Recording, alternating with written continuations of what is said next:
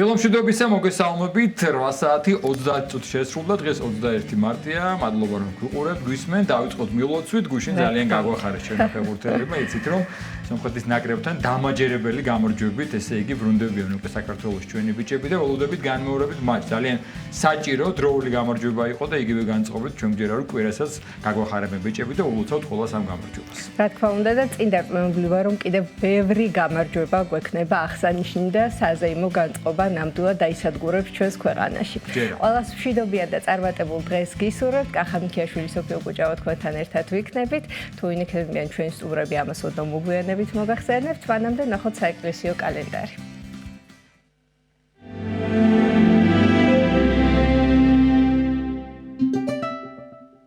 21 მარტს წმინდა მართლმადიდებლის სამოციქულო ეკლესია მოიხსენიებს ღირს თეოფილაქტე აღსარებელს, ნიკომიდიელ ეპისკოპოსს, წმინდა მოციქულ ერმეს 70 თაგანს, წმინდა მღვდელმოწამე თეოდორიტეს, ანტიოქიელ ხუთს, ღირს დომენტის.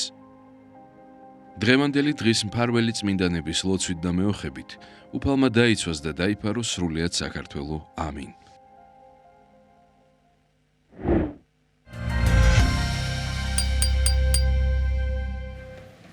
ვალგელოცავ დღევანდელი წმინდანების სცენებას და რაც შეეხება დღევანდელ გადაცემას ტრადიციულად ანონსს წარმოგიდგენთ მოძღვარი გვეწევა რა თქმა უნდა საკვირაო სახარებას განმარტავს ჩვენი სტუმარი შემოგვიერთება ანჩისხატის ყოვლადწმინდა ღვთისმშობლის შობის სახელობის ტაძრის წინამძღვარი დეკანოზი არჩილ ხაჩიძე და კიდევ ერთხელ შეგახსენებთ კვირას წასაგებ სახარებაზე ვისაუბრებთ ეთერში. რაც შეეხება გადაცემის მეორე ნაწილს, როგორც იცით, 21 მარტს მთელი მსოფლიო დაუნის სინდრომის შესახებ ცნობიერების ამაღლების დღეს აღნიშნავს და შესაბამისად ჩვენც მოვამზადებთ ვიდეო კოლაჟი თუ რა არის დაუნის სინდრომი და რა უნდა ვიცოდეთ მასზე. და ასევე შემოგვიერთდება ფსიქოლოგი, თიკოს სახლის დამფუძნებელი თინათინ ზენაიშვილი, ჩვენ ვისაუბრებთ სტუმართან ერთად დაუნის სინდრომზე, ასევე ინკლუზიური განათლების მნიშვნელობასა და შედეგებზე, რომელიც ამ მიმართულებით გვაქვს და საინტერესოა მასგან მოვისმინოთ ეს სიახლეები და ეს წარმატებული ესე იგი შედეგები. ქალაქ თბილისის ნომერ 200 საჯარო სკოლაში, სადაც სწავლობენ სპეციალური საგანმანათლებლო საჭიროების მქონე მოსწავლეები, გაიმართა ნარჩენების დღისადმი მძღვნილი ღონისძიება, ბავშვებმა ნარჩენებისგან ულამაზესი ნამუშევრები შექმნეს და მოწვეულ სტუმრებს გაუფენის სახით წარუდგინეს. ღონისძიებაზე უფრო მეტ სიუჟეტიდან გიამბობთ, რომელიც გადაცემის დასკვნით ნაწილში ერთად უნდა ვნახოთ. ასეთი გადაცემა გელოდებათ, იმედია საინტერესო წარიმართება. ყოველ შემთხვევაში ჩემნაირი ადამიანების საინტერესო ამინდი გარეთ არ არის და ვერც რამდენიმე დღე შევკვირდებით ჩემნაირი ამინდის მოყოლებს საინტერესო ამინდს, მაგრამ ცხადია მე არავინ მეკითხება ამას. მოვისმინოთ რომ უფრო ესე იგი თავდაჯერებულად გახვიდეთ სახელი და გეტყვით რომ გრილა, წვიმს და რამდენიმე დღე ესე დამის კვირდებიან, ნახოთ როგორი ამინდი იქნება მთელი დღის განმავლობაში.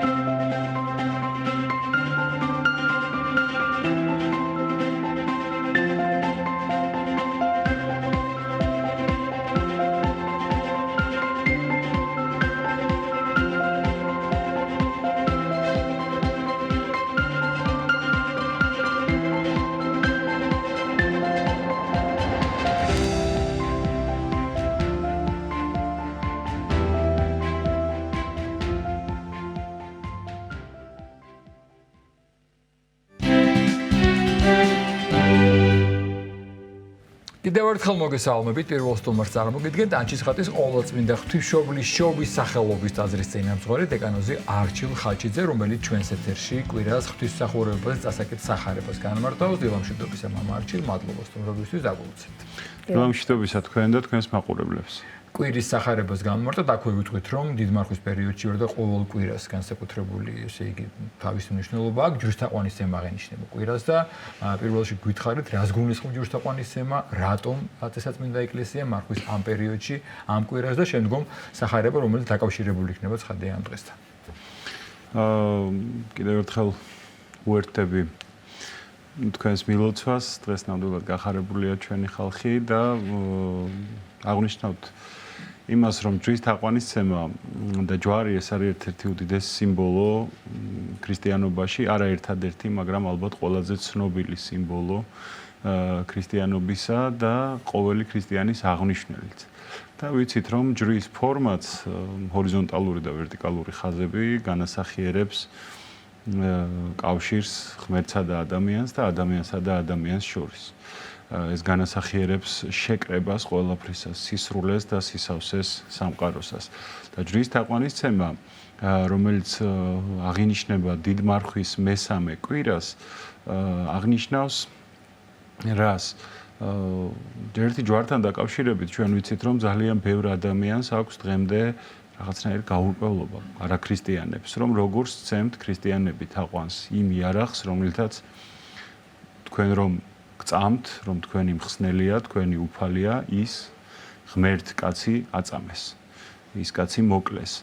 და სხვათა შორის მახსენდება ერთ-ერთი პოლემიკის სიტყვები, რომელიც ერთმართმადებელ ღვთისმეტყველსა და არამართმადებელს შორის, არაქრისტიანს შორის გაიმართა და კითხვა დაუსვეს აქეთ, რომ აი სხვა იარაღი რო აერჩია რაღაცა ქრისტეს საწამებლად, ჩაქუჩით მოეკლათ იგი, ცელით, რაღაც დაშნით, ხანჯალსაც სცემდითო თაყვანს მაგალითად და პასუხი არის ესეთი, რომ რა იარაღსაც უფალი აირჩევდა იმისათვის, რომ ამ იარაღით ჩვენ გამოვხსნილიყავით, ეს ჩაქუჩი იქნებოდა თუ ხმალი იქნებოდა თუ რაც იქნებოდა, ის იქნებოდა ჩვენი თაყვანისცემის ობიექტი, რადგანაც უფალმა ასე ინება, რომ ამ იარაღით აღსრულებულიყო გამომხსნელობითი და გამომსყიდველობითი მსხვერპლი და მხოლოდ ჯვრით მოხდა ჩვენი აღდგომა და ამაღლება და ჯვარს ჰქონდა თავისი უამრავი წინასახე ჯერ კიდევ ძველ აღთქმაში, რომლის ჩამოთვლაც კი რთულია, იმდენად ბევრია ჯვრის წინასწარი სიმბოლოები ქრისტემდელ პერიოდში. ჩვენ გვახსენდება ის, რომ ჯვრის სიმბოლოა თვითონ სამოთხის ხე, ხეცნობადი საკეთილისა და ბოროტისა, ჯვრის სიმბოლოა მოსეს მიერ ბრძოლისას გაშლილი ხელები, როდესაც მოსე განასახიერებდა ჯვარს და როდესაც ეს ხელები ჰქონდა სწორად რჩეული ერი იმარჯვებდა, როდესაც ამ ხელებს ძირს უშვებდა ვეღარ იმარჯვებდნენ ისინი ბრძოლაში და საბოლოოდ მას აქეთ-იქით მხარში ამოუდგება ორი ადამიანი, რომლებიც განამტკიცებენ მის მარჯვენასა და მარცხენას და ერი გაიმარჯვებს. ეს არის მამამთავარი იაკობის მიერ თავისი შვილების დალოცვა, როდესაც გადააჯვარედინა ხელები და არა პირდაპირ დალოცა. ეს არის მოსე წინასწარმეტყველის მიერ უდაბნოში აღმართული სპილენძის გველი და ძალიან ბევრი რამ და ყველაზე მთავარი სამოთხის აგებულება. როგორია სამოთხის აგებულება ჯერ კიდევ ცოდვით დაცემამდე. მის ცენტრში არის მდინარე, რომელიც 4 მიმართულებით მიედინება. ანუ თავად სამოთხეში პირველი რაც ღმერთმა აღწერა ბიბლიის დასაწყისშივე გვხვდება იმისი აღწერა, რომ ჯვარია სამოთხეში.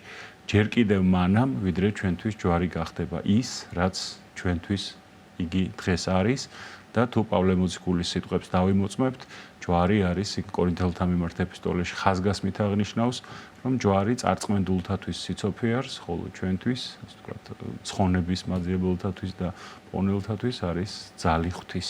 და სახარება, რომელსაც კვირას ჯვრისთაყვანისცემის დღეს რეული მოისმენს ტაძრებში. ვისგან საკითხავი, შინაარსი მოვისმენო და შემდგომ განვარტოთ. მარკოზის სახარება წაიკითხება კვირადილით, მერვე თავის დასასრული, მეცხრეს დასაწყისი და სახარებაში ეს არის ალბათ ერთ-ერთი ყველაზე ცნობილი სახარება, ვიცით, სახარება ძალიან ტევადია და ფაქტობრივად ყველაფერი ცნობილია და არაფერი დამალული არ არის სახარების ტექსტიდან, თუმცა არის ხოლმე პასაჟები წმინდა წერილისა, რომელიც განსაკუთრებით ცნობილია და პოპულარულია ხალხში.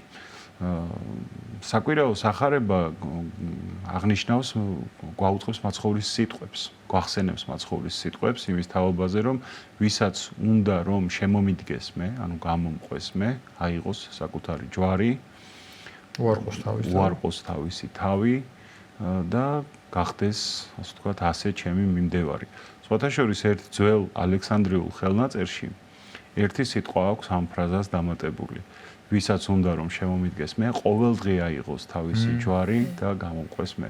ეს ძალიან საინტერესო იმ თვალსაზრისით, რომ ხშირად ხდება ხოლმე თვითქოს და აბსოლუტურად შეუმჩნეველი, შინაგანადაც და გარეგნულადაც რაღაცნაირად არაფერი არ იცვლება და ამ დროს თითქოს და დაძველდება ხოლმე ადამიანის ის სულიერი მსვლელობა თუ რაღაც უბრალოდ ერთხელ რაღაც აირჩია, ერთხელ დაირქვა სახელი პირობითად რომ მე ვარ ასე და არაფერი აღარ ხდება. ანუ მიუხედავად იმისა რომ ყველაფერი თითქოს ადგილზეა, აი ეს ცეცხლი თითქოს აღარ არსებობს და აი ეს სიტყვები ყოველდღე აიღოს თავისი ჯვარი გვახსენებს სწორედ იმას რომ ქრისტიანი ყოველდღიურ განახლებაში უნდა იყოს საკუთარ თავთან, ღმერთთან ურთიერთობაში და ყოველი ახალი დღე, როგორც ახალი სიცოცხლე, უნდა დაიწყოს ადამიანმა იმ პასუხისგებლობის დანახვითა და მოძიებით, რომელიც იმ დღეს თან ახლავს და რაც იმ დღისათვის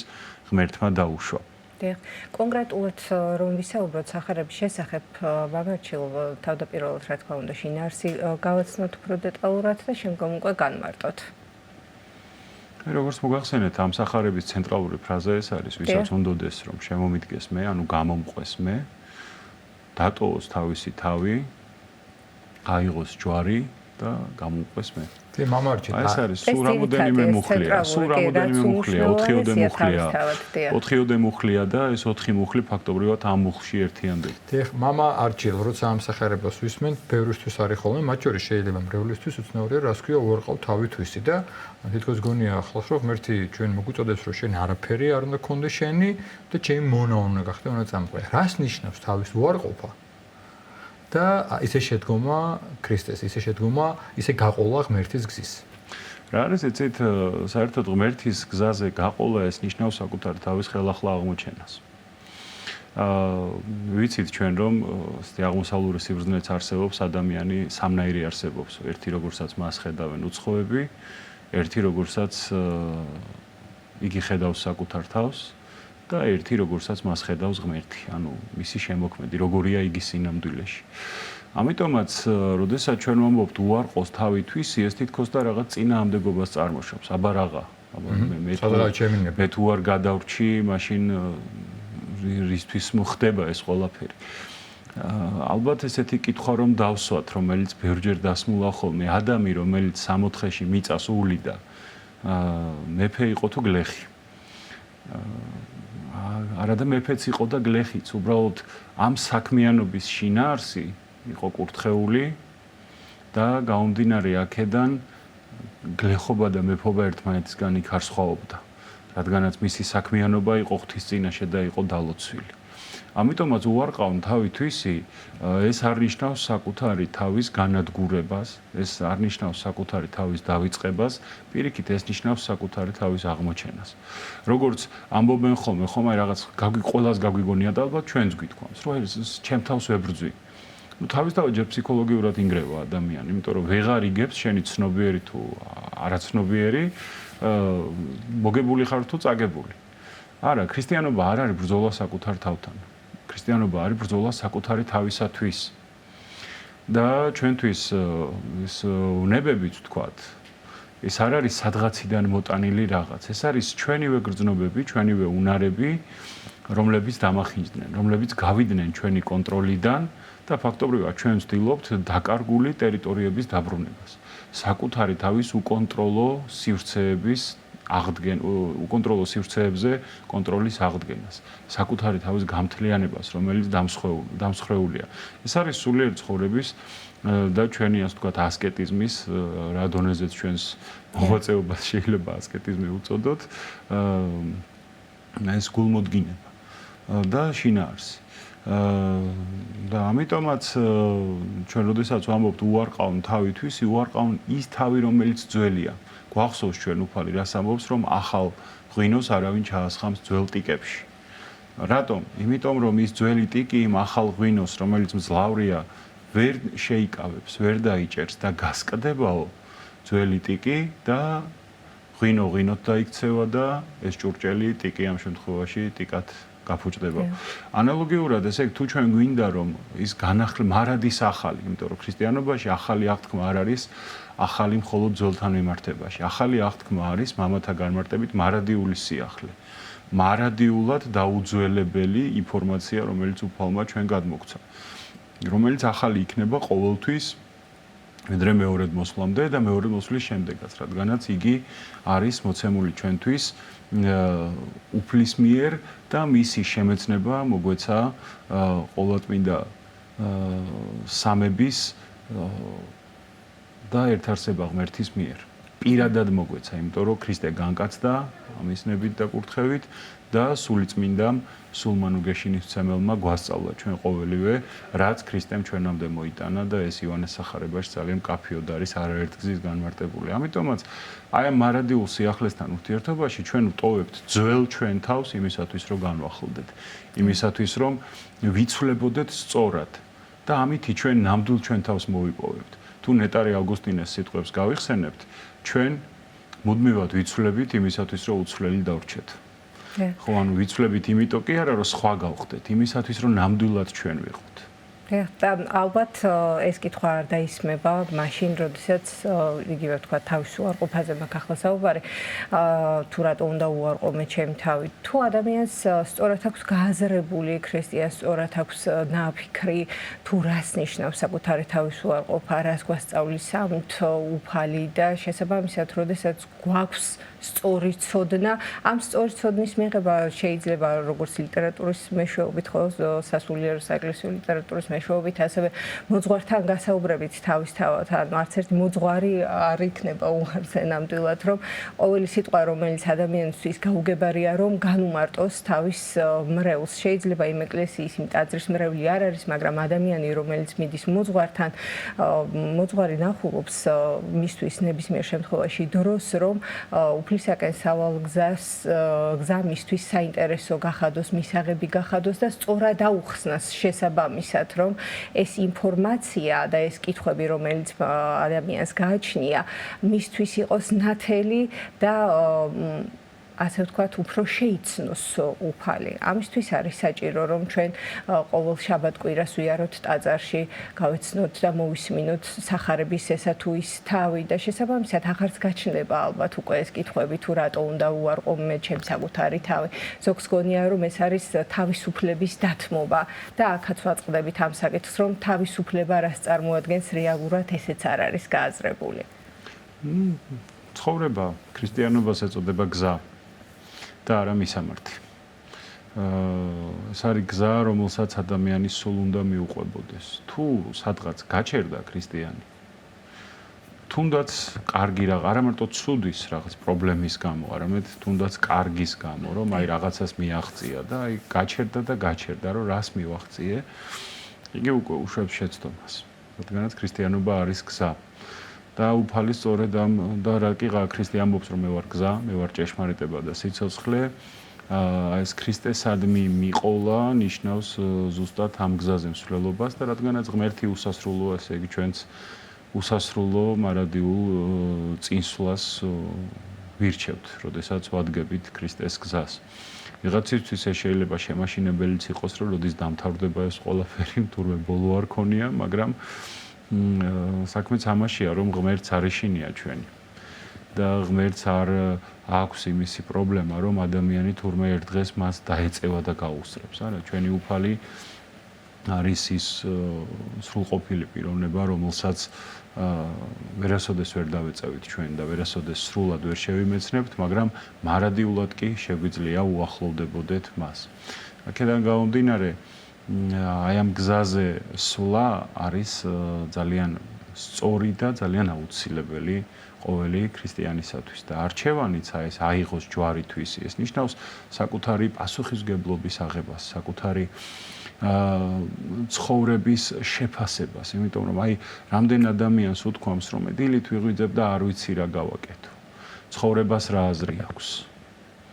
არის ხოლმე ასაკობრივი პრობლემები მაგალითად აი რაღაც გარდატეხის ასაკში ან აი რა გზა აირჩიოს ადამიანმა ცხოვრებაში ან სტუდენტობის აბიტურიენტობის დროს საით მიმართოს თავისი ნიჭი ვიღაცა თვლის რომ არაფრის ნიჭი არ აქვს და ამიტომ არსაით გული არ მიუწევს ვიღაცას მართლა ყველაფრის ნიჭი აქვს რასაც ხელს მოკიდებს და ისიც ვერ ირჩევს ანალოგიურად გზას ვიღაცას აქვს რაღაც კრიზისული პერიოდი ცხოვრებაში, რაღაც ახლობელი გარდაეცვალა, ოჯახი დაკარგა, ну, ასაკობრივი ცვლილება აქვს, ჯანმრთელობის მდგომარეობა შეეცვალა, ვთქვათ, იყო ვთქვათ, ძალიან ჯანმრთელი და დაკარგა ხელი, ფეხი ან რაღაც და ახალი ცხოვრების დაწყება უწევს.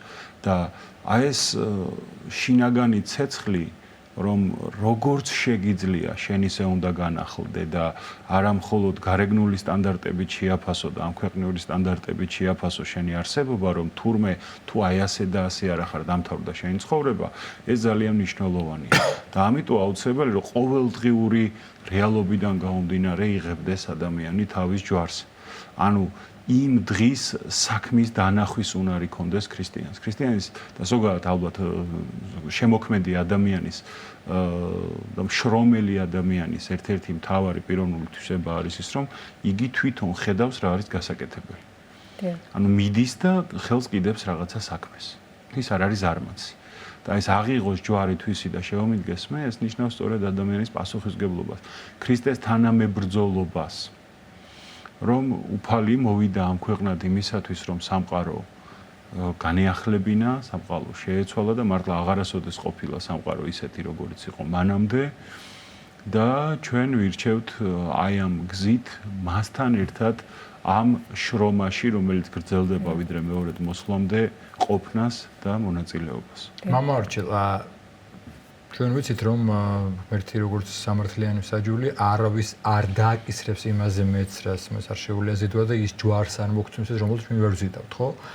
მაგრამ შეიძლება ხდებოდეს ისე რომ ჩვენ გვინდოდეს ჩვენი ჯვრის აღება, შევუდგეთ ქრისტეს და შეიძლება საერთოდ სხვა რაღაცით დავიმძიმოთ თავი. ამ ძიებაში თქვენ ძალიან თქ პასუხისმგებლობა ხო ვის რა ნიჭი მეეცარით ეს პასუხისმგებლობის ტვირთვაა ხო ერთგვარად პირდაპირ მართლა ჯურის აღება არ არის მოცემულობა ხო და ჩვენ რაღაცა გვეგონოს რომ ეს არის ჩემი და რაღაც ძალიან მიმძიმებდეთ თავს რომელმაც გავხსრისოს და ჩვენ ვერ შევძლოთ და მე შეიძლება ამას დეპრესია და იმედ გავცრება მოყვება და სხვა შედეგები.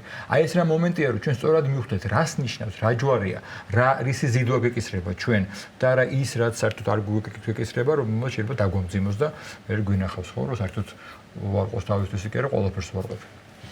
რა არის იცით ალბათ ერთ-ერთი გადარჩენა ამ ძალიან მნიშვნელოვან კითხვაზე რაც თქვენ დასვით ალბათ ესეთი პასუხი შეიძლება გავცეთ მოკლედ რომ გადარჩენა ამ დროს არის ისევ და ისევ ეკლესიაში, ანუ ერთობაში, კრებულში.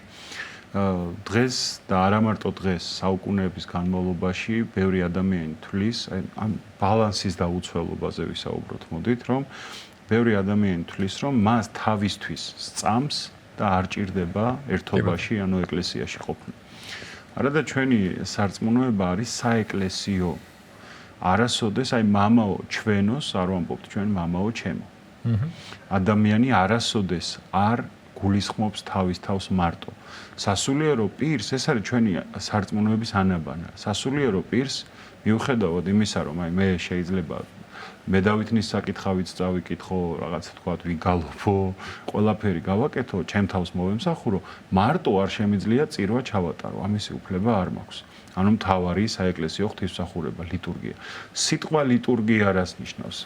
ორი სიტყვის კომპოზიტია, ლაოს და ურღოს, ანუ ხალხი და საერთო საქმეს, სახალხო საქმეს ნიშნავს. და ეს ყველაფერი აღნიშნავს იმას, რომ ჩვენ ქრისტიანები ყველაფერს ვაკეთებთ აი ამ ერთობაში, არავითარ შემთხვევაში პიროვნების დაკარგვის ხარჯზე. ჩვენი პიროვნება ყოველთვის ნარჩუნდება. ქრისტეს პიროვნული ურთიერთობაა ყოველ ჩვენგანთან. ჩვენ ცოდვებზე ვაგებთ პასუხს და არა სხვის ცოდვებზე. ანუ ეს ბალანსი პირადსა და საერთოს, კერძოსა და საზოგადოების შორის ყოველთვის ძალიან კარგად არის დაცული და უნდა იყოს ყოველ შემთხვევაში დაცული იმისთვის, რომ ქრისტიანს ჰქონდეს ჰარმონიული განვითარება, მაგრამ აი ის კითხვა, რომელიც თქვენ დამისვით, ზუსტად ალბათ და ის პრობლემა, რომელიც ასე შეიძლება გაჩნდეს, ასე შეიძლება ადამიანმა აირიდოს. იგი არ მოწყდეს ერთობას. და თუ იგი იქნება ერთობაში, მას არ დაუდგება უკვე ის პრობლემა, რომ მან თვითონ დაიკისრა რაღაცა ისეთი, რაც არ იქნებოდა, თქვათ, ძველი გამოცდილება უნდა გაითვალისწინოს. ჩვენ ხო რაღაც ახალ აღთქმას არ ვიღებთ რა. ჩვენ ერთი უცვლელი ცნებები მოგვეცა. და ჩვენამდეც გაუვლია ვიღაცას. და არ უნდა ვიყოთ ალბათ იმდენად ამპარტავნები, რომ წარმოვიდგინოთ თითქოს რაღაცა განსაკუთრებით ახალი ხდება მსოფლიოში და აქამდე ჯერ არ მომხდარა. ყველა ადამიანური რაც არის, ყველაფერი მომხდარა. და როცა ამას გაიაზრებ, მე აღარ წაეპოტინები ისეთ რამეს, რაც ღმერთჩენთვის არ დაუვალებია. ჩვენ წეღარითაც დავიწყეთ საუბარი, სამნაირს ხედავს ადამიანი თავის თავს. თუ მე ვცდილობ ჩემ თავს შევხედო არა მხოლოდ ისე, როგორც მე ვხედავ, არამედ როგორც უფალი მხედავს. როგორც мама მხედავს, ყოვლის მცოდნე და ყოვლის მპრობელი და ჩემი მოყვარული, რა თქმა უნდა, ეს იქნება განსაკუთრებით გონიერი გადაწყვეტილება ადამიანისგან. და თუ მე ასე არ მოვიქცევი, ის ჯვარი, რომელსაც მე თვითონ დავიკისრებ, აუცილებლად საშინელი იქნება და გამტეხს. და თან მარტო ვერ ვზიდა, უფალმა საკუთარი ჯვარცმისას მაგალითი გვიჩვენა, სიმონ კვირინელი ამოიყენა მხარში.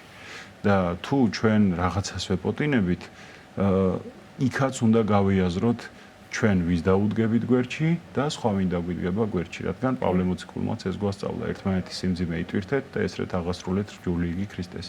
მიზანი არ უნდა დავარღვიოთ, თორე ამ ცხოვრებას სადაც არ აკლია პრობლემები. თავად უფალმა ბრძანა ყოველ დღეს ყოფნის თავისი სიბოროტე და ვაი იმ კაცს, რომელიც დაუმატებს, ხო?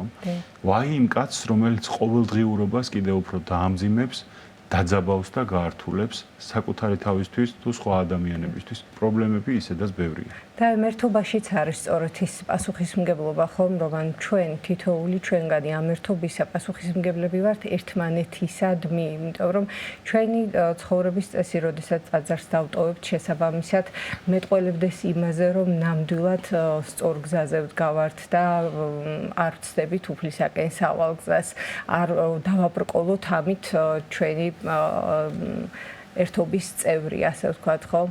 და შესაბამისად, როდესაც უკვე შენ სწორად ცხოვრობ და არ ცდები ამ გზას, ამით საშუალებას აძლევ მასაც, რომ არ დაარღვიოს ეს ერთობა და მანაც გაინაწილოს ეს პასუხისმგებლობა და იზრუნოს მანაც როგორც საკუთარ სულზე, რომ უკეთესი გაეხადოს თავისი თავი, ასევე შენც მოგცეს მაგალითი ამისი.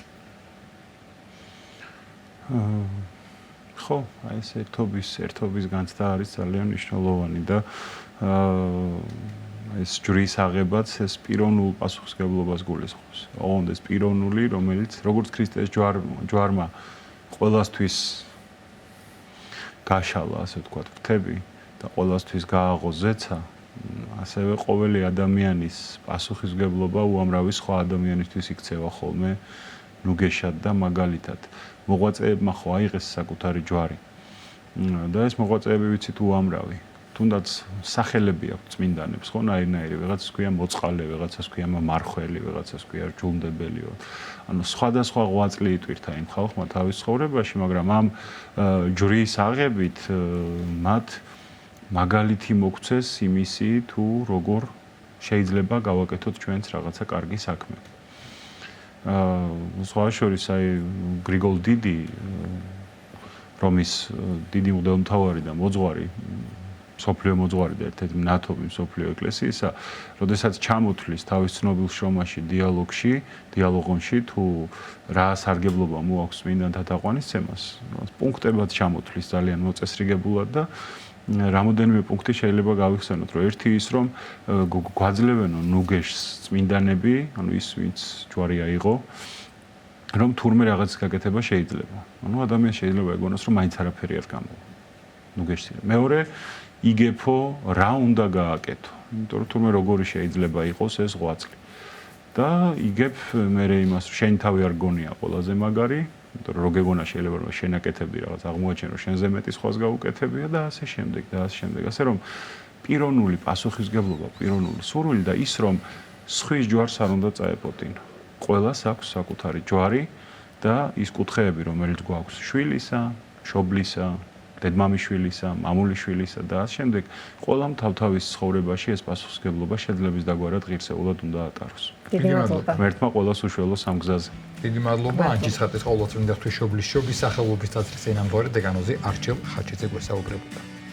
9 საათია უფლისადელებელი ლოცვა აყვავინოთ ყველამ ერთად და შემდგომ უკვე დაგიბრუნდებით გადაცემის სხვა სტუმართან ერთად. დიდება მაღალთაში ნომერცა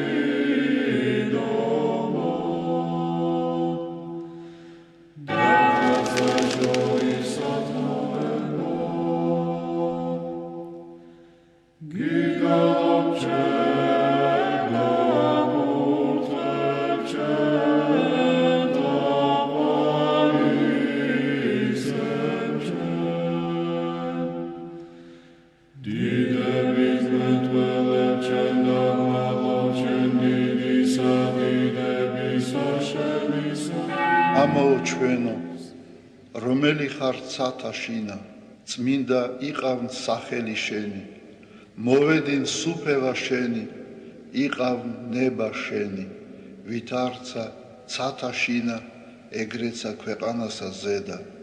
პური ჩვენი არსობისა, მომეც ჩვენ დღეს და მომიტევენ ჩვენ თანანადებნი ჩვენი, ვით არცა ჩვენ მიუტევებთ თანამდებთა მათ ჩვენთა. და ნუ შემიყანებ ჩვენ განსაცდელსა, არამედ მიხსნენ ჩვენ ბოროტისაგან. რამე თუ შენი არს სუფევა, ძალი და დიდება, მამისა, დაძისა და წმინდისა სულისა, აც და მარადის და უკუნითი უკუნისამდე. ამინ. მიწყალემე ღმერთო, დიდითა წყალობითა შენითა და მრავლითა მოწყალებითა შენითა ახოცე უჯულოებაი ჩემი. უფროს განბანემე უჯულოებისა ჩემისაგან და ცოდვათა ჩემთაგან გამწმინდე მე. რამე თუ უჯულოებაი ჩემი მეუწყი და ცოდვაი ჩემი წინაშე ჩემსა არს მარადის. შენ მხოლოსა შეგწოდე და ბოროტი შენ წინაშე ვყავ, რათა განმართლე სიტყვათაგან შენთა და ზლოს ჯასა შენსა. რამე თუ ესე რა უჯულოებათა შინა მიუდგა და ცოდვათა შინა მშამე დედამან ჩემო. რამე თუ ესე რა ჭეშმარიტება შეიყვარე, უჩინონი და დაფარონი სიბნისა შენისანი გამომიცხადენ მე. მას ხორო მე უსუბითა და განწმინდე მე. განბანო მე და უფროს თოვლისაგან სპეტაკნე, მას მინო მე გალობაი და სიხარული და იხარებნე ძვალნი დამდაბლებულნი. გარე მიაქციე პირი შენი ცოდვათა ჩემთაგან და ყოველი უჯულოებაი ჩემნი ახოცე. გული წმინდა დაბადე ჩემთანა ღმერთო და სული წრფელი განმიახლე გვამსა ჩემსა. ნუ განმაგდებ მე პირისა შენისაგან და სულსა წმინდასა შენსა ნუ მიმიღებ ჩემგან. მომეცმე სიხარული მაცხოვარებისა შენისა და სულითა მთავრობისათა დამამტკიცე მე. ვასწავლე უჯულოთა გზანი შენი და უღმრთონი შენ და მოიქცენ. მიხსენ მე სიწყთაგან ღმერთო, ღმერთო ცხოვრებისა ჩემისაო. იხარებდეს ენა ჩემი სიმართლესა შენსა. უფალო, ბაგენი ჩემნი აღახვენ და პირი ჩემი უთხრობდეს ქებულებასა შენსა. რამე თუ უკეთუმცა გენება, მსხვერპლი შემცა მეწირა, არამედ საკვერთხი არ აგთნდეს. მსხვერპლი ღმრთისა არს, სული შემოსრული, გული შემოსრული და დამდაბლებული ღმერთმა არა შეურაცხყოს. კეთილი უყვა უფალო ნებითა შენითა სიონსა და აღეშენენ ზღუდენი იერუსალიმისანი. მაშინ გთნდეს მსხვერპლი სიმართლისა შესაწირავი და ყოვლად დასაწველი. მაშინ შესწირნენ საკურთხეველსა შენსა ზედა ზვარაკნი. დიდება მამასა და ძესა და წმინდასა სულსა აწდა მარადის და უკუნითი უკუნისამდე ამინ. ალილუია, ალილუია, ალილუია. დიდება შენ და ღმერთო. ალილუია, ალილუია, ალილუია. დიდება შენ და ღმერთო. ალილუია, ალილუია, ალილუია. დიდება შენ და ღმერთო ჩვენო, დიდება შენ და. ღვთისმშობელო ქალწულო გიხაროდენ, მიმადლებულო მარიამ უფალი შენთანა. კურთხეულ ხარ შენ დედათა შორის და კურთხეულ არს ნაყოფი მუცლისა შენისა. რამე თუ მაცხოვარე გვიშევ სულთა ჩვენთა. უფალო დიდება შენ და გადაარჩინე და გამთლიანე საქართველო. უფალო დიდება შენ და გადაარჩინე და გამთლიანე საქართველო. უფალო დიდება შენ და გადაარჩინე და გამთლიანე საქართველო.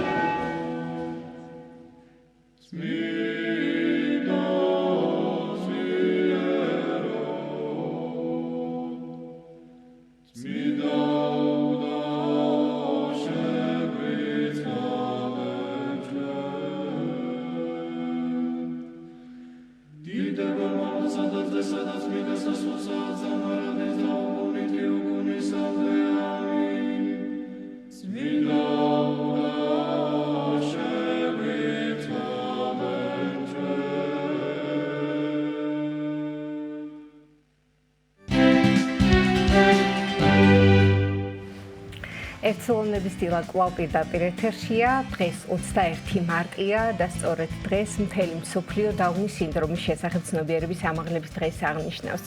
ნახოთ ვიდეო კოლაჟი თუ რა არის დაუნის სინდრომი და რა უნდა ვიცოდეთ მასზე და სწორედ ამ საკითხს გავაგრძელებთ უკვე შემდგომ გადაცემის სტუმართან ერთად.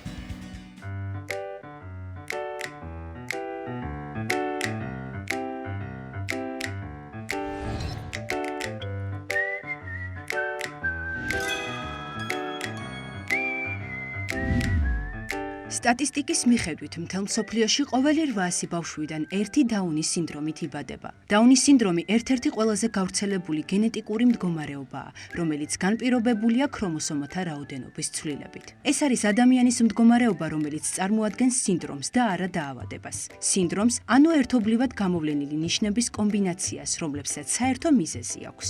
1866 წელს ინგლისელმა ექიმმა ჯონ ლანგდონ დაუნმა პირველად აღწერა ამ სინდრომისთვის დამახასიათებელი ნიშან-თვისებები, რასაც შემდგომ მისივე სახელი დაუნის სინდრომი ეწოდა. 1959 წელს ფრანგმა გენეტიკოსმა და პედიატრმა ჟერომ ლეჟენმა აღმოაჩინა, რომ დაუნის სინდრომის შემთხვევაში 21 წყვილი ქრომოსომა დამატებით კიდევ ერთ ქრომოსომას შეიცავს. შესაბამისად, ყოველი უჯრედი 46-ის ნაცვლად 47 ქრომოსომისგან შედგება. ხშირად ისმის შეკითხვა, როგორ ჩნდება უჯრედში დამატებითი ქრომოსომა.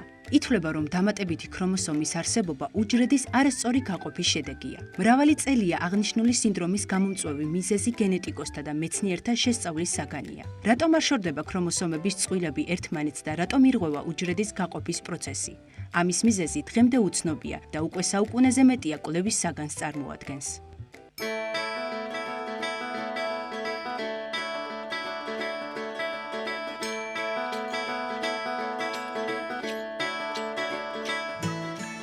დაუნის სინდრომის მქონე ადამიანებს, როგორც ყველა ჩვენთაგანს, განსხვავებული შესაძლებლობები აქვთ, რომელთა შესახებ საზოგადოების გარკვეული ნაწილი საკმარის ინფორმაციას არ ფლობს. შემორჩენილი ძველი მცდარი მოსაზრებებისა დღეს საგრძნობლად შეიცვალა და გაიზარდა მათი შესაძლებლობები, ოჯახის წევრების ჩართულობის, ადრეული განვითარების პროგრამის დახმარებითა და საზოგადოებაში ინტეგრაციის მეშვეობით.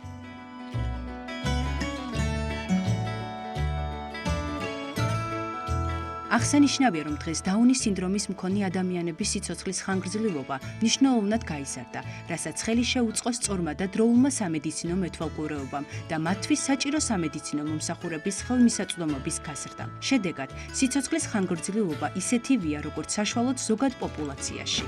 21 მარტი დაუნის სინდრომის მსოფლიო დღედ გაერთიანებული ერების ორგანიზაციის ეგიდით 2011 წელს დაწესდა. მსოფლიოს მრავალ ქვეყანასთან ერთად ამ დღის აღნიშვნას უკვე წლებია, კარგად საქართველოს შეუერთდა და ეს დღე სხვადასხვა აქტივობებითა და ღონისძიებით გამოირჩევა, რომლის მთავარ მიზანს საზოგადოების ცნობიერების ამაღლება, მათი ღირსებისა და უფლებების დაცვა, აქტიურ ცხოვრებაში მონაწილეობა და კეთილდღეობის უზრუნველყოფა წარმოადგენს.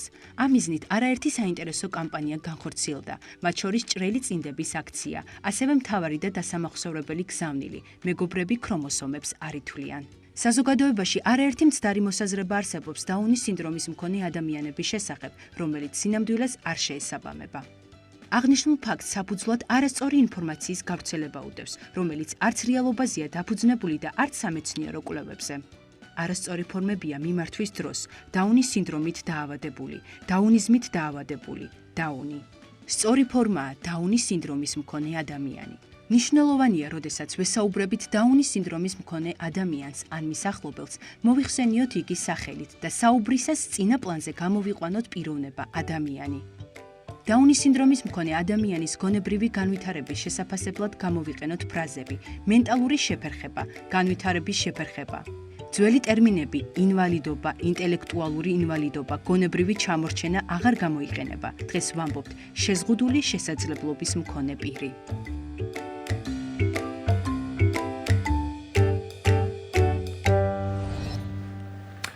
დავაგრძელებთ თემას, სწორედ შემოგვიერთდა ფსიქოლოგი, თიკოს სახლის დამფუძნებული თინათინ ზენაიშვილი და ჩვენ ვისაუბრებთ სტუმართან ერთად დაუნის სინდრომზე და ასევე ინკლუზიური განათლების მნიშვნელობაზე და შედეგებზე. დილომშვიდობისა, ქალბატონო თინათინ, მადლობა სტუმრობისათვის და როგორც ვთქვი, ჩვენ ინკლუზიური განათლების მნიშვნელობაზე ვისაუბრებთ და შედეგებზე. სანამ შედეგებზე გადავალთ, ეგ განათლების მნიშვნელობა რამდენად საჭიროა, ცხადია ხა ეს რომ საჭირო არ იყოს, არც ამ განათლების საჭიროება დადგებოდა, მაგრამ აი როგორია რა მიმართულებით არის, როგორ ხდება ეს განათლება, ამაზე უფრო მეტი რომ გითხრათ თქვენ, იმიტომ რომ თქვენ ამ საქმეში გამოცდილი და ჩართული ადამიანი ბრძანდებით მუშაობთ.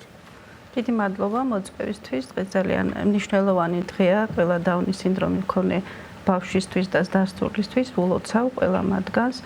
ჩვენთან არც თუ დიდი ხნის წინ დაიწყო ამ დღის აღნიშვნა, სულ რაღაც 2012 თუ 13 წლიდან აღინიშნება ჩვენს ქვეყანაში და ამის შემდეგ მართლა ძალიან ამაღლდა ცნობიერება ასეთი ადამიანების სადმი, იმიტომ რომ ეს არის მნიშვნელოვანი. ჩვენ ავამაღლოთ ცნობიერება, მივაწოდოთ განათლება, ეს არის ზუსტად კავშირი ინკლუზიურ განათლებასთან. ინკლუზიური განათლება ვერ დაინერგება, თუ არ იქნება ცნობადობა ამა თუ იმ სისუსტეების თუ სიძნელეების მიმართ, ხო?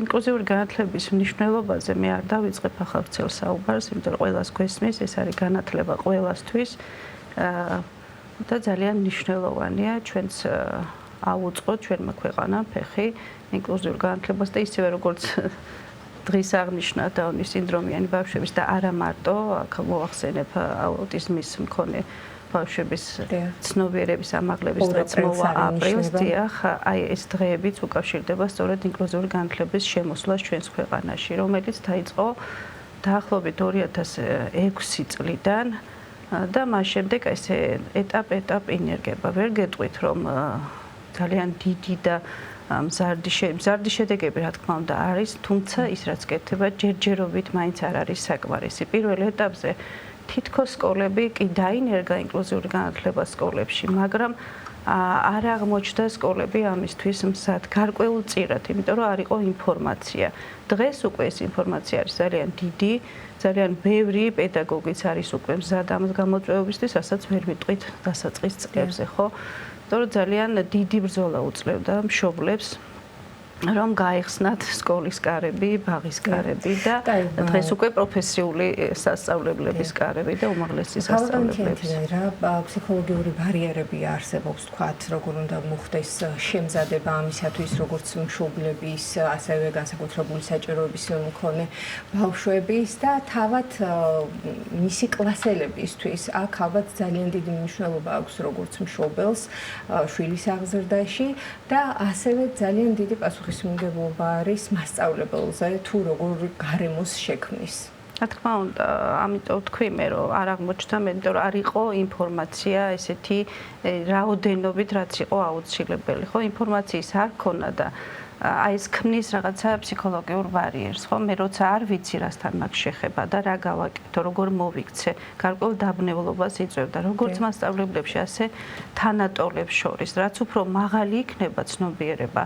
აი აჩვენებენ ფილმებს, მოუყვებიან ამათ შესახებ, რა სისუსტეები აქვს, რა სიძლიერები აქვს და ასე შემდეგ და უამრავი სტერეოტიპები არსებობდა საზოგადოებაში. ხო, ჩვენ ვიცით, რომ წლების წინ საერთოდაც ოჯახებს უწევდა დამალვა ამ ფაქტების შესახებ არც საუბრობდნენ, საახლობლო წრეშიც არ ამხელდნენ, რომ იყო ოჯახში ან უნარშეზღუდული, ან სპეციალურ საჭიროების მქონე ბავშვი, ხო? და დღეს ეს ვითარება ნამდვილად არ არის და ეს ძალიან კარგია მივესალმე. ყველა ადამიანს აქვს ნებისმიერი მოცემულობის ადამიანს აქვს განვითარების უფლება, ასე ვთქვათ და სწორედ ამ უფლებებზე საუბრობს ინკლუზიური განათლება. მთავარი და მნიშვნელოვანი არის რომ იცოდეს რომ არ არის გადამდები. ხშირად ამის ეშინია ჩემ შვილს რამე ხომ არ დაემართება. აი ტიპური განვითარების ბავშვის მშობლები გეკითხებიან რომ ჩემ შვილთან რომ სწავლობს კლასში აი ესეთი და ესეთი მოცემულობის ბავშვი ჩემს ხომ არ ზიანდება. იყო ეს შიშები და ეს არის ნამდვილად რეალური და როცა ვაწვდით კვალიფიციური ინფორმაციას რომ ეს არ არის გადამდები, ხო? და ვუსაბუთებთ, მაშინ გასაგები ხდება მისთვის. ბავშვები უფრო ადვილად მიმღები არიან ყველანაირი მოცემულობის, ისინი უფრო ადვილად ეგუებიან, მთავარია არ იყოს უფროსებიდან წამოსული ეს შემზღუდვა, იმიტომ რომ მე იცით რომ მაქვს მუდმივი შეხება როგორც სპეციალურ საჭიროების ნებისმიერი მოცემულობის ბავშვთან და დღესაც კი, თუმცა ეს არის იშვიათი, მაგრამ მაინც კითხავს, აი ჩემ შვილთან რომ დასვათ, ან სპექტრის მქონე ბავშვი, ან დაუნის სინდრომიანი ბავშვი, ჩემი შვილი ამით ხომ არ დაზარალდება. იმიტომ რომ ჩემსაც არაფერი, აი უბრალოდ მეტყველება უჭირს ან რაღაც. აი ესეთი შიშები დღესაც კი არის და ეს ძალიან სამწუხარო. ეს ნიშნავს, რომ მას არ აქვს ბევრი ინფორმაცია, ხო? სრული ინფორმაცია ამის შესახებ და ისევ იყოფება იმ სტერეოტიპების ტყვეობაში, როცა გონია, რომ აი სინდრომი ან ნებისმიერი ესეთი მდგომარეობა არის გადამდები და რამეთ დამაზიანება. თავს განათლების აუცილებლობა ხო ნებისმიერ საკითხში თავისთავად და რა თქმა უნდა, როგორც ტიპური განვითარების ბავშვების მშობლებს აქვს რაღაც კითხვები შესაბამისად, უფრო მეტი კითხვა აქვს მშობელს, რომელსაც ყავს განსაკუთრებული საჭიროების მქონე შვილი, ხომ შესაბამისად, მას გარკვეული ფსიქოლოგიური ბარიერები შეიძლება ჰქონდეს, რა გამოწვევები შეიძლება არსებობდეს მშობლებში და რა რჩევები შეიძლება მივცეთ მათ, ქალბატონთიანთი. როგორც დაუნის სინდრომი, როგორც ნებისმიერი ადამიანი, ინდივიდი, ყველა არის განსხვავებული და უნიკალური. ზუსტად ასეა დაუნის სინდრომიანი ბავშვები. ხო, ისინი არც ერთი ერთმანეთს არ გავს. გარდა გარეგნული ნიშნები, გარეგნული ნიშნების და ნიშნები არის მათთვის საერთო, თუმცა მათი ინტელექტუალური განვითარება და ფიზიკური განვითარება აბსოლუტურად განსხვავებულია. ეს არ ნიშნავს, რომ მათ ძირითადად აქვთ გარკვეული შეზღუდვები, ეს მათი გენეტიკური განვითარებიდან გამომდინარე, ხო, უჯრედული ცვლილებები იწვევს განვითარების შეფერხებებს, მაგრამ ეს შესაძლოა იყოს მსუბუქი ან საშუალო ინტელექტუალური შეზღუდვით გამოხატული და ეს ნიშნავს, რომ მან რაღაცეები დაისწავლოს უფრო დიდ დროში, მეტი დრო დასჭირდეს ამ უნარების ათვისებისთვის და ეს არ ნიშნავს, რომ ის ვერ ისწავლის რაღაცებს, ისწავლის ოღონდ მეტი ძალისხმევით და გარკვეული მეტი დროის პერიოდის განმავლობაში, ხო? და ის ძალიან მიჭირს ამაზე, იმიტომ რომ ყველა შემთხვევა არის ინდივიდუალური და უნიკალური, ხო? ამიტომ მშობლის როლი არის შეისწავლოს ის, ვინც მას ყავს, კონკრეტულად მისი როგორი არის, მას რა უნარები გააჩნია, რა სისუსტეები აქვს, რა სიძლიერები გააჩნია, ხო? კი არის ზოგადი ნიშნები, მაგრამ ეს არ ნიშნავს, რომ ეს ყველაფერი ექნება იმ კონკრეტულ ადამიანს, ხო, იმ კონკრეტულ ინდივიდს. ამიტომ ნებისმიერ შემთხვევაში მშობელს როგორი შვილიც არ უნდა ყავდეს, უნდა შეისწავლოს მისი შვილი. ეს არის მშობლის ფუნქცია. რა თქმა უნდა, მოვლენები თავისთავად საჭიროებიდან გამომდინარე უნდა მოიქცეს მშობელი. კი ბატონო, არც ერთი ბავშვი ერთნაირად არ ვითარდება. ყველას აქვს თავისი განვითარების რიტმი და ტემპი, ხო? მშობლის ფუნქცია სწორედ ეს არის. მან ის შეისწავლოს, ვინც მასთან არის და დაეხმაროს მისი ინდივიდუალიზმის გამოვლენაში, მისი ძლიერი მხარეების გამოვლენაში და ის სისუსტეები დააკომპენსიროს ამ ძლიერ მხარეებზე დაყრდნობით. თქვენ ბრძანეთ, რომ არც დიდი ხანია რაც საქართველოში ეს აღენიშნება და ბევრი რამ შეიცვალო. ცნობიერების ამაღლება ძალიან მნიშვნელოვანია საზოგადოების. აი, როგორი უნდა იყოს ჩვენი დამოკიდებულება? მე რაღაც მიჩნდება ხოლმე პირველ რიგში, როცა ესეთ ადამიანებს ხედავ, ძალიან კეთილგანწყობა, რაღაც ძალიან საყვარლები არიან თბილები და ვამჩნევ, რომ მათ უყვართ სითბოს და სიყვარულის გამოხატვა. ეს არის მათი ბუნებრივი მოცემულობა თუ შეიძლება ხანდახან ეს ერთგვარი რაღაცა თავდაცვა ან აი შემამჩნევთ ეგ მომენტია. და ჩვენი მიდგომა როგორ უნდა იყოს? აი ეს ძალიან მნიშვნელოვანი თქო. ხანდახან ჩვენ გვიჭირს ხოლმე, როცა სხვა პრობლემით ადამიანებს ხედავთ, რაღაცა სიბრალული მოდის თუ ზედმეტ სითბოდეს სწორია თუ ჩვეულებრივად უნდა აღვქვათ როგორც ჩვეულებრივი ადამიანი. აი ეს არის მიდგომებში ვამბობ არის შეცდომი და ესენი არიან ჩვეულებრივი ადამიანები. ხო, ძალიან კარგი ისი გამონათქვამი ადამიანი არ ვიტყვით ქლობოსომებს, ხო? ესე არის ჩვენ არ გვაინტერესებს რა მოცემულობის ადამიანი დგას ჩვენს წინაშე, ჩვენს წინაშე დგას პიროვნება და ჩვენ უდგებით მას ისე როგორც პიროვნებას. ერთი არის რომ დაუნის სინდრომის მქონე ინდივიდებს ძალიან უყვართ და ეს მათთვის აუცილებელია გარემოდან ემოციური უკავშირის მიღება. ეს მათთვის ძალიან მნიშვნელოვანია და ამიტომ თვითონ არიან ძალიან თბილები, ძალიან დიდ სიყვარულს ასხივებენ გარემოში და უკანაც ითხოვენ იგივეს. თუმცა ეს არ ნიშნავს იმას, რომ დასრულობაშიც აი ესე როგორც პატარას მოვეფეროთ, ხშირად ეშლებათ ეს და ეს არის შეურაცხმყოფელი, იმიტომ რომ ისიც არის დამოუკიდებელი ადამიანი უკვე და ზუსტად იგივე მიდგომებს ითხოვს მის მიმართ, რასაც სხვა ნებისმიერი განვითარების ადამიანის მიმართ ვიჩენთ, ხო? ამან არ უნდა შეგვაფერხოს, ეს არის ერთგვარი ჩვენი სტიგმები, ასე ვთქვათ, ესენი უნდა დავარღვიოთ ეს შერჩევები. და ალბათ საჭიროებებზე როდესაც ვსაუბრობთ, ალბათ ეს კითხვაც უნდა დაისვას, რომ რა საჭიროება, რა ტიპის საჭიროება შეიძლება ჰქონდეს, როგორც დაუნის სინდრომის მქონე ბავშვს, თქვათ, ან სოციალური, ემოციური, კოგნიტური განვითარების თვალსაზრისით, რა ფსიქოლოგიური ბარიერები შეიძლება ჰქონდეს და წეგან თქვენ ახსენებთ, რომ ბავშვები უფრო მიმღებლები არიან ყველაფრის, თუ მას უფროსებისგან არ აქვს არასწორი დამოკიდებულება და შეხედულება ჩამოყალიბებული ხომ და ასევე ჩვენი შვილებიც ჭალებში როგორ დავატრენინგოთ ასე ვთქვათ და როგორ უნდა შევამზადოთ ამისათვის რომ მის კლასშიც შეიძლება აღმოჩნდეს დაუნის სინდრომის მქონე ბავშვი, აუტიზმის სპექტრის მქონე ბავშვი, სხვადასხვა შეზღუდული შესაძლებლობების და უნარების მქონე ადამიანი რა შეიძლება რა ხერხს მივმართოთ, რომ ეს მათთვის მისაღები იყოს, გასაგები იყოს, იმიტომ რომ რაც რო პატარა ბავშვი შეიძლება ყველაფერი ვერ გაიაზროს, მაგრამ მისთვის სწორად საწოდებელი ინფორმაცია იმ წუთისთვის რა შეიძლება იყოს. მე ვახსენე სოფო დასაწყისში ინკლუზიურ განათლებას სწორედ ამას აკეთებს, რომ ყველა ადამიანი არის განსხვავებული, ინდივიდუალური და სწორედ ინდივიდუალურ მიდგომებს ემყარება ინკლუზიური განათლება, ხო? და ასე უნდა მივაწოდოთ ის კი არა, რომ რაღაცით ყველანი განსხვავდებით ჩვენ ერთმანეთისგან.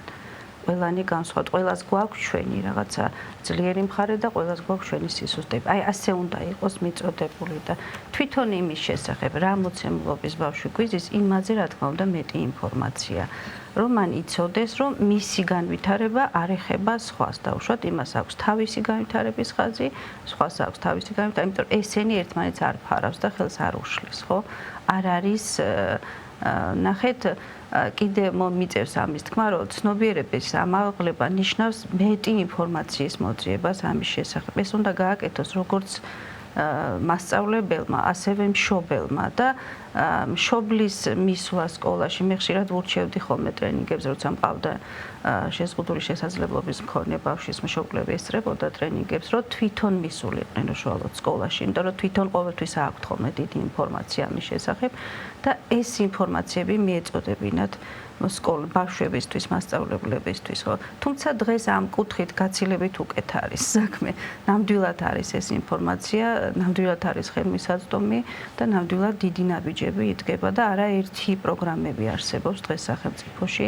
უნდა ვახსენო აუცილებლად ადრეული ინტერვენციის პროგრამა, ადრეული ჩარევის პროგრამა, არსებობს აბილიტაცია, რეაბილიტაციის პროგრამა და ასე შემდეგ, რაც ძალიან ხელს უწყობს არა მხოლოდ დაუნის სინდრომი, არამედ ნებისმიერი განვითარების ეტაპების დაყოვნების მქონე ბავშვების განვითარებას ხელს, იმიტომ რომ მათ ზუსტად იციან, როგორი მოცამულობის ბავშვს რა განვითარება, რა დახმარება სჭირდება და სწორედ ეს დახმარება მიეწოდება.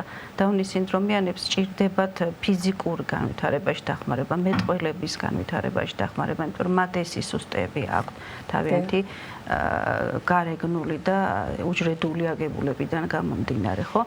ამიტომ დროული ჩარევა, დროული ინტერვენცია ყოველთვის ძალიან დიდი შედეგის მომცემია და აქვე უნდა აღვნიშნოთ, მშობლების მხარდამჭერი ასოციაციები არსებობს დღეს ჩვენს ქვეყანაში, ეს წლების წინ არ იყო და ამ მხრივ ძალიან რთულად იყო საქმე. დღეს არსებობს ეს ასოციაციები, სადაც შეუძლია მიმართოს ნებისმიერ მშობელს, მივიდეს, ჩაერთოს ესეთი მშობლების ასოციაციაში, სადაც ხდება ინფორმაციების გაცვლა, ინფორმაციის ქონა არის დღეს თავარი იარაღი, ხო? იმიტომ რა გავაკეთო, როგორ მოგვაქვს, თუნდაც კარგი ექიმის შესახებ, თუნდაც კარგი აღზრდელის შესახებ, რო ქონდეს ინფორმაცია, ამას სწორედ ამ ასოციაციებიდან გაიგებს, ხო? თავარია ნებისმიერი ადამიანი, ვის შემხებლობაში არის დაუნის სინდრომიან ბავშვთან და არა მხოლოდ მათთან ნებისმიერთან იყოს გულწრფელი და მას გულწრფელად შეეროდეს მისი წარმატების ეს არის გადამწყვეტი. თუ უფროს არ შეერა მისი წარმატების, ხო, მასაც გაუჭირდება ამის დაჯერება, იმიტომ გულწრფელობა და გულწრფელი აღიარება და უპირობო მემღებობა არის ძალიან მნიშვნელოვანი. მადლობა სტუმრობისათვის. მე მსმენელს შევახსენებ და მაყურებელ ფსიქოლოგი თიკოს სახლის დამფუძნებელი თინათინ ზენაიშვილი გვესაუბრებოდა დღეს დაუნის სინდრომის დღე აღინიშნება. სიუჟეტის დროა ჩვენს ეთერში ქალაქ თბილისის ნომერ 200 საჯარო სკოლაში, სადაც სწავლობენ სპეციალური საგანმანათლებლო საჭიროების მქონე მოსწავლეები, გაიმართა ნარჩენების დღისადმი მიძღვნილი ღონისძიება. ბავშვებმა ნარჩენებისგან ულამაზესი ნამუშევრები შექმნეს და მოწვეულ სტუმრებს გაუმფრენი სახით წარუდგინეს.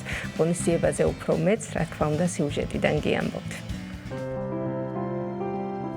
ნარჩენების გადამუშავების საერთაშორისო დღეს ქალაქ თბილისის 200 საჯარო სკოლა თემატური ღონისძიებით გამოეხმაურა, რომელსაც ნარჩენები და დანარჩენები უწოდა.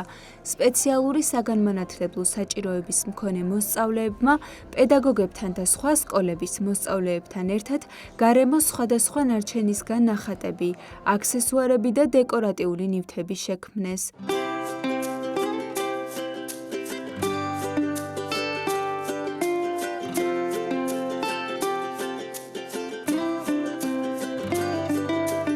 ღონისძიებაზე ეს ნამუშევრები ფართო აუდიტორიისთვის გამოიფინა და სტუმრების დიდი მოწონებაც დაიმსახურა.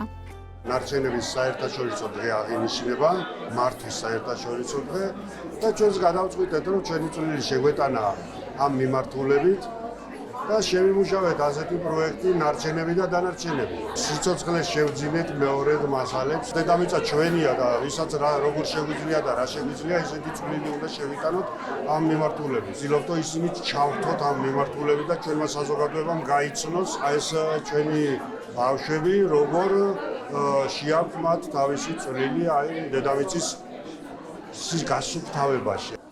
შემოქმედებით ღონისძიებას სხვადასხვა სფეროს წარმომადგენლები ესწრებოდნენ. როგორც ორგანიზატორებმა აღნიშნეს, ამ აქტივობით 200 საჯარო სკოლის მოსწავლეებმა საზოგადოებას გარემოს დაბინძურებისგან გამოწვეული პრობლემების გაცნობიერებისკენ და თანამედროვე მიდგომების დამკვიდრებისკენ მოუწოდეს. ძალიან მნიშვნელოვანი აქტივობა არის დღეს რაც ჩვენ აქ ვიხილეთ. ეს არის სკოლა-პანსიონი, რომელიც გლანის რაიონში მდებარეობს. ყველაზე მეტად მიხარია, რომ რაიონში არსებული ყველა სკოლა თანამშრომლობს ამ დაწესებულებასთან, არიან ბავშვები აქტიურად ჩართული სხვადასხვა აქტივობებში და დღევანდელი გამოფენით იმით თუ რაც შექმნეს ამათმა ჩვენ ხედავთ, რომ ნიჭს შესაძლებლობებს ნამდვილად არ აქვს საზღვარი.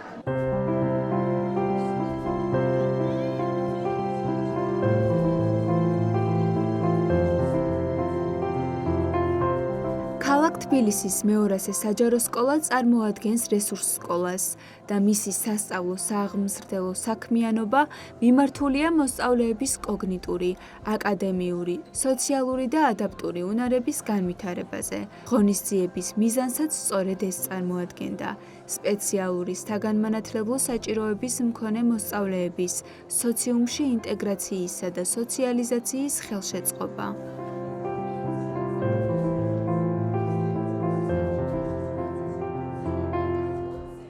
დღეისათვის სულ ეს იყო. მადლობას მოგახსენებთ იმისათვის, რომ ეს დრო ჩვენ დაგვითმეთ, ჩვენთან ერთად გაატარეთ. ბედნიერ შაბათ-კვირას გისურვებთ და ორშაბათამდე გემშვიდობებით. ნახვამდის, მადლობა.